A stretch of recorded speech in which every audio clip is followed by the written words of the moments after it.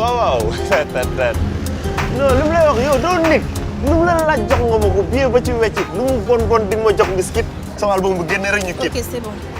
Voilà gëm. Pas si vite. Tu me les rends quand? Non wax naa la sama album bu génne ma jox la yow tamit. Ah. Ok. Xoolal. Tu as intérêt à me les rendre, sinon je te tue. Hein. D'accord. Aucun problème. Allez. Yow laa gëm ay ca léeg-léeg ah.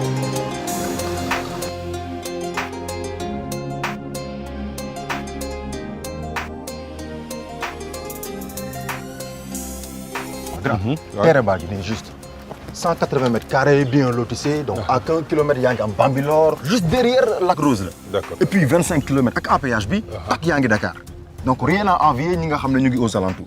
man grand man ce que je vous conseille. là c'est le futur. là c'est le bon. Intéressant hein? Mais tu sais boy. kër gi ñu romb fële à Bambilor je crois que ni boobu moo ma gën a intéressé bu baax a baax quoi. Ah bon? Parce que vraiment booy dama ñëw pour lancer wu carrément ci biir mbay mi quoi. te lii xam nga ni dafay xaw a. d'accord bon. mais xam nga courtier bi tam il m'avait dit maison moo tax man tamit man ñëw xoolal la fii xam ne fii nii ça c'est le futur. mais comme que Bambilor nga bëgg tamit y a aucun problème. bon d'accord booy kër mën na xaar.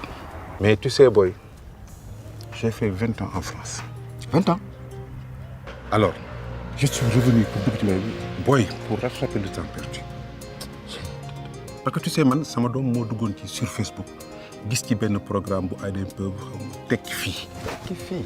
voilà bi ma ko waxee ma xool affaire bi enchanté ma inscrire ci ba finalement ils m'ont financé. alhamdulilah bon mu bëgg dugg carrément ci wàllu mbay mi quoi. grand. oui.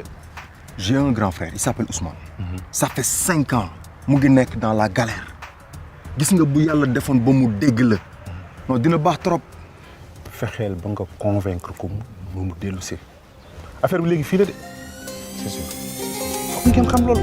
bu ma dama munu ma fi toog Sénégal di ma gën a xooj town bi dee bi man de munu ma fi des tàkk naa pare naa suba ma. te bu wax ma la dara sax y a 2 volets. benn bi c'est pour ñi nga xamante ni ñu ngi fii ci dëkk bi di liggéey bëgg seen business jëm kanam comme ñu mel ni yow d'ailleurs. ok tu sais beneen volet bi mooy moodu yi nga xam ne nii yàgg nañu ci dëkk ba te saa waay ñu ngi ci biir galère bi bu ñu dellu see fii gars yi ñoo leen di accompagner defal leen financement d'ailleurs soo gisee ñoo ma jàppale ba fi mu toll nii alhamdulilah. je ferai l'impossible. voilà dinaa ko essayer ko expliquer. waxuma la dara sax yow mii si sa bopp mën nga ci bénéficier. bien sûr non loolu non man grand loolu laay def vraiment donc ce qu'on va faire xaaral ñu dem vite fait mu ut xoolal terrain bi. ñu xool yi bëri merci beaucoup grand yow yàlla lay fay. man dinaa def lu mu mën ak lu mu mënul. je vais essayer de remuer terre et ciel pour mën a essayer convaincre Ousmane. fais le tout. lenn rek moo nekk ci xalaatam bi su ma ñëwee Sénégal lan laay def yan bët lañ may xoolee. non loolu dinaa après tout de suite dinaa dem sur internet. c'est tekki fii non. toujours c'est comme ça tekki fii. non je vais l'appeler de ce pas. su ma fi boo ma xoolee nii sax xam ni maa ngi commencé tekki fii. ah mais bien sûr yow grand yow ku la war xam ne tekki nga man muy war naa ci mën a renseigner wu. grand yow aw ma sa fay. y a pas de problème. mais quand même kër gi moom c'était bien. parce que xam nga fii nii y a juste Bambilor 1 kilomètre donc Lac Rose est là-bas. man bis ma yeggee kaw ba ngay am problème àdduna. c'est impossible c'est impossible c'est impossible. mais est-ce que teg na ci biir enveloppe bi. Teg naa fi yëpp. est-ce que xool nga foofu ci enveloppe bi. Xool naa fi yëpp maa ngi seet depuis sànq xoolal sànq dama dem toilette xoolal toilette laa dem ba ñëw man maa tëj fii ubbi ko mat na yëpp mat na 150 000. non ça vaut pas la peine. non il faut que ma seet ko parce que man maa fi nekkoon. c'est xam nga sama responsabilité. non waaw je sais mais je sais. waaw mais non xam naa kan la il faut mu si.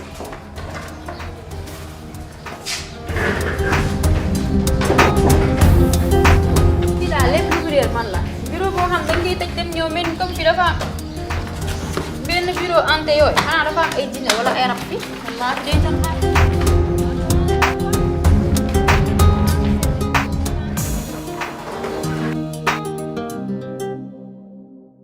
mais Talla gaañ yow gaañ yàgg naa fi nag nu mu demee nii. ah sa carte yi ñoo amoon problème de c'est sûr que mais xoolal ma boîte bi parce que 4e dafay bañ a dugg ah. waaw dinaa ko gérer incha allah. ok tout à l'heure ah. salaamaaleykum tonton. yéen lan la lu ngeen may toppee nii. ah. sa loxo lan la. ah xamee woo man la sa mbooy bi. waaye xam nga ba waaye dem fan yow. taxawal. sama copain bi la doon tegal mi ngi nii. waaw non place yi jeex na fi mu ne instant non tonton mënul. tonton xoolal taxu ma expliqué ko xoolal billaahi wallaahi tallaahi instant nii bis bi rek laa doon xaar sama àdduna dimbali ma ngir yàlla ak yonent bi fu mu nekk nii maag sama yaay ñoo dëkk te foog ma jàppale ko dimbali ma rek. ana moo ne. mu ngi nii.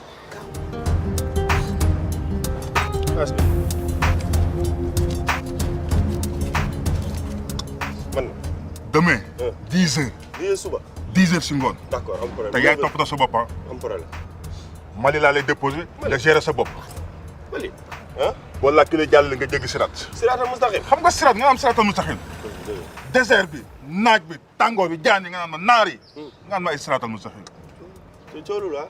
te xoolal na ngay naan looy lekk ak looy naan ah. d'accord. ça va métti na de. coolu. coolu waa coolu coolu man dem.